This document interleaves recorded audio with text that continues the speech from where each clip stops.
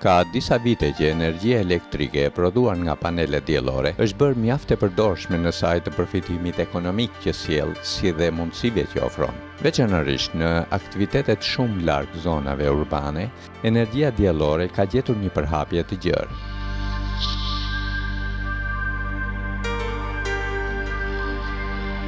Vitet e fundit, edhe në Shqipëri, energjia diellore po kthehet në dritë elektrike në disa zona të thella, duke ju dhënë këtyre aktiviteteve të izoluara dritë dhe jetë.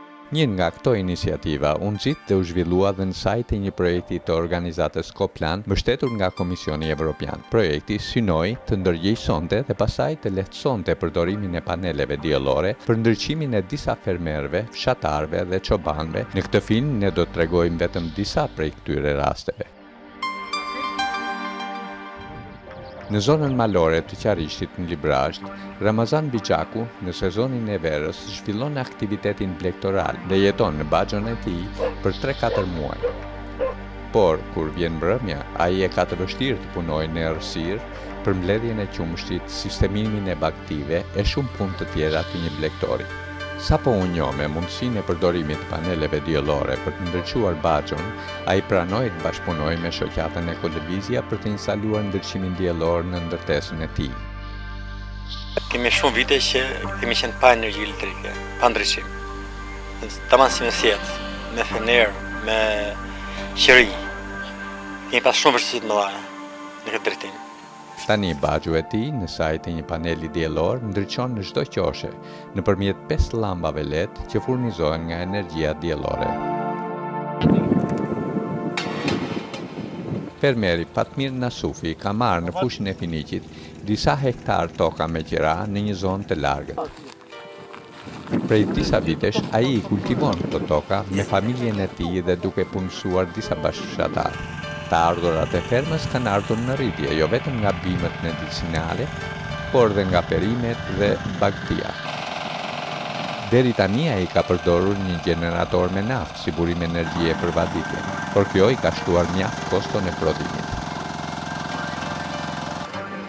Në stallat e tij të errta, punëtorët kanë ndjerë gjithmonë nevojën e ndriçimit, veçanërisht në punët e orëve të vona. Marrja e energjisë elektrike nga sistemi energjetik i Keshit kushton shumë, sepse ferma e tij ndodhet disa kilometra larg linjave elektrike. Atëherë ai vendosi të përdorë panele diellore për ndriçimin e shtëpisë së punëtorëve dhe stallave të kafshëve. Që prej kësaj dite, punojësit e fermës nuk e kanë ndjerë mungesën e ndriçimit natën. Shumë shpejt Fatmiri do të vendosë edhe një pompë uji me energji diellore për të ujitur tokat e fermës së tij.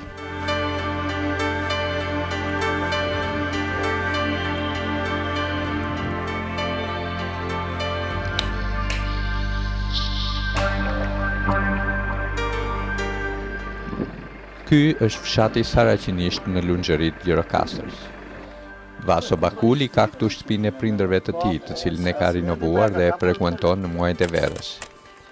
Ndonse ai ka energji elektrike në shtëpi, si gjithë fshati, por ka menduar që në kohën që aty s'ka njerëz, dritat e jashtme të shtëpisë të jenë të hapura vazhdimisht, dhe këtë ai vendosi ta realizojë me panele diellore.